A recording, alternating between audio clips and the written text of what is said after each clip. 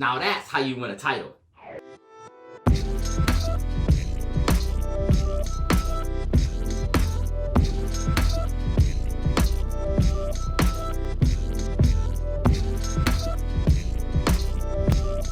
Hey, what's up, fight nerds? This is your boy Gashawn. I want to welcome you to Enter the Nerd. Today, we're talking about UFC 260. Just came from watching it, literally just finished watching it, streaming it on Discord with a couple of my buddies. And I gotta say, a lot of these results for the main card were pretty crazy, specifically the main event. And if you watch it, you know what I'm talking about. Let's just get into it. Let's talk about what happened.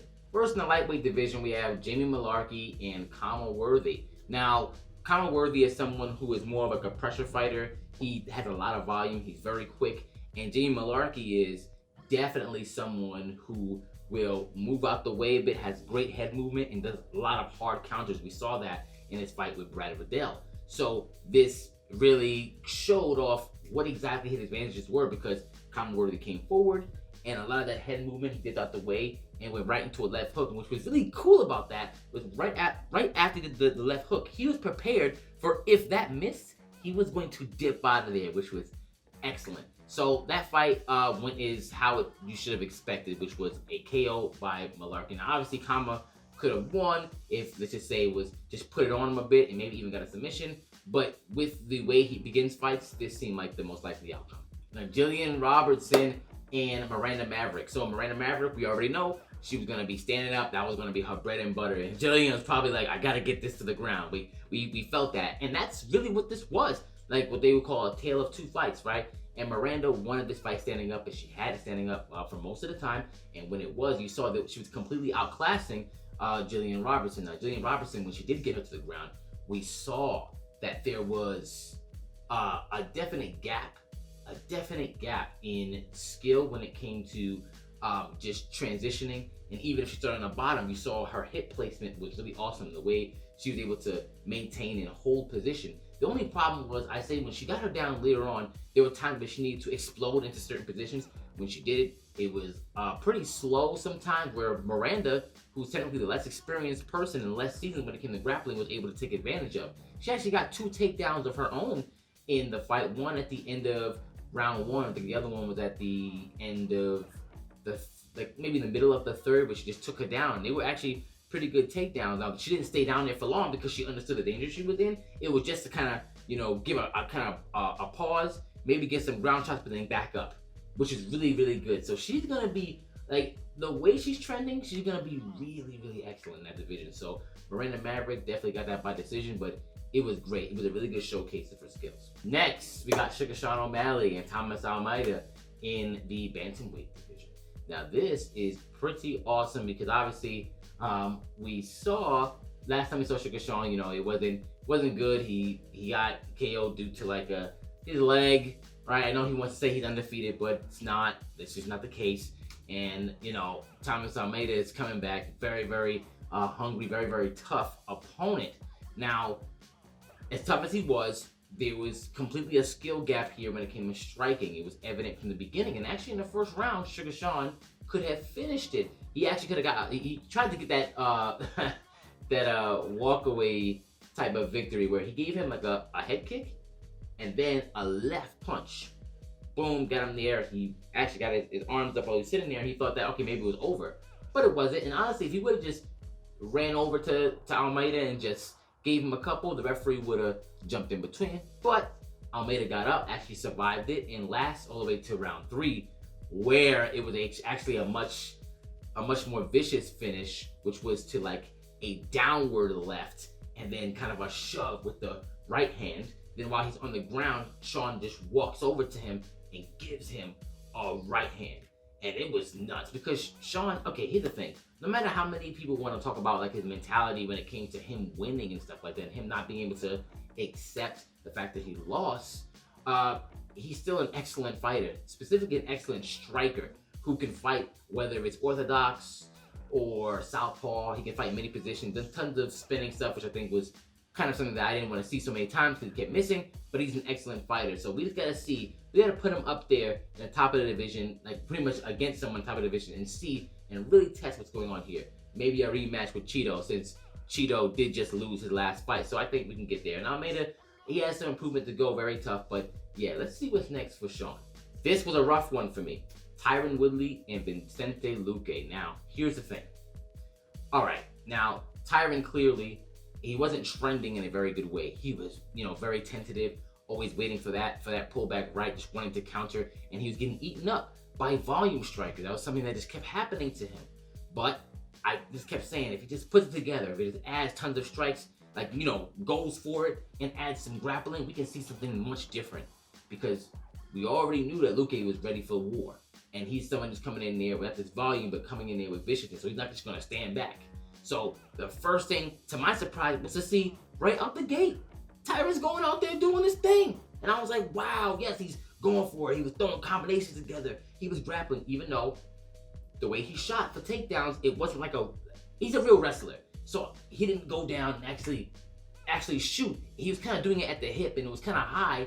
And LUQUE was actually able to get the underhooks really, really fast. So I wish that was different. I wish he set those up differently, and maybe we could have seen something different, but whatever. He was hitting him with some hard shots and even rocked LUQUE a little bit, but then LUQUE got him. And once he rocked him, it was nuts. He was stumbling, and as he literally did the Naruto run from one part of the cage to the next. As per Josue, the editor, that was his words right there. That's a really good description. Yeah. So, and he was just wobbling, and he got finished with the Darce, and it was really bad because he couldn't defend it because he was already out of it, man. That sucks. And obviously, the whole threat of him getting released was looming over this.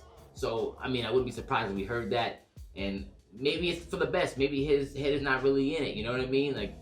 Maybe too little, too late. But I still love Tyron Woodley as a fighter. I hope he does well, whatever happens. And LUQUE, he's still proven to be this hungry challenger. Because I know he just lost to Wonderboy Thompson, but Wonderboy Thompson's tough for anyone. Let's see what's next for him. And I think he's got some awesome fights left for him in the welterweight division as well. Now on to the main event, heavyweight. Francis Ngannou versus the champ, the heavyweight GOAT, Stipe Miocic. Now, okay, if anyone didn't see the first fight, here's how it went. First round, scary, how it always is for anybody who faces Francis. But after the first round, after Stipe felt a couple of his punches and was able to nullify it a bit, the rest of the fight, which was a 5-round fight the first time, obviously because it was a championship fight, wasn't good. Ngannou was getting taken down. He was completely lost down there. He even got eaten up on the feet because he was so tired. And technically, he just wasn't sound when it came to striking. He was just swinging wildly. And yes, he has power. He has that nuclear bomb, which is in his hands, his damn power. But he wasn't setting up these shots. He was just throwing them because it worked. In all his other fights, it worked. And even after losing to Stipe, that seemed to keep happening. He just kept finishing people in the first round. But he was training with Teddy Atlas for a little bit. You have Usman teaching him grappling, right? Then you have them at Extreme Couture who are preparing him. Now for me, because I kept seeing these fights that he had, for me, in order for a person to show me the true skills that they've had, I can't just hear about the training. I have to see it applied, and I wasn't seeing it getting applied to the fights he had after Stipe. So I was thinking, how much of a difference in the next 4 fights after Stipe? He's just winning here. The cardio is still going to be an issue. He's not getting challenged in wrestling. Where are we seeing that? Where's his patience we're talking about? Where is he setting up? Where are the straights instead of these wild windmill punches? But you know what?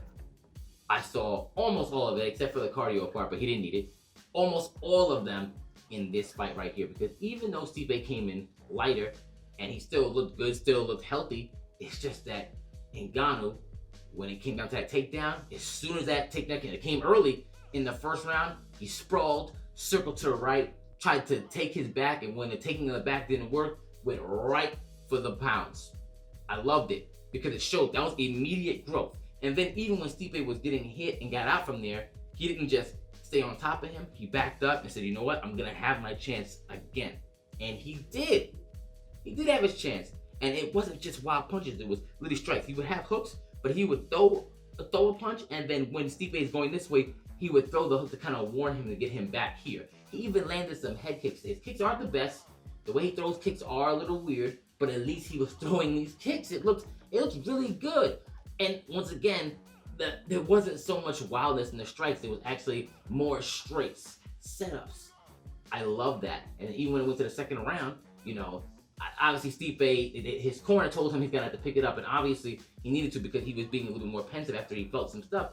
But also Ngannou, even him, after being him picking it up wasn't a freight train. It was still, let me just piece him a little bit, and he did. This guy felt the power, and the only time I ever saw a wild strike is when he already knew Stipe was out the building. And boy, did he go down after that. And he really showed some true progression, which is something that you rarely see, especially when you don't see it in the other fights. So he really took what was happening in sparring and applied it directly to the fight, and that is awesome to see from any fighter. So my hat's definitely off to him. Now, this doesn't say anything bad about Stipe, because Stipe is still great. Like I said, that power and growth. So all of that power, and then you added some great technique there, Ngannou's truly scary. Now, obviously, Ngannou's going to wind up fighting John Jones next, but they won, and then that's a whole analysis on his own about that, who's going to win there. You don't know if Stipe, will he retire? Will they go for a third match there? Or will he go fight someone else? Or will Derek Lewis fight instead? We don't know. But as of right now, we have a new heavyweight champion, Francis Ngannou, and it's well deserved.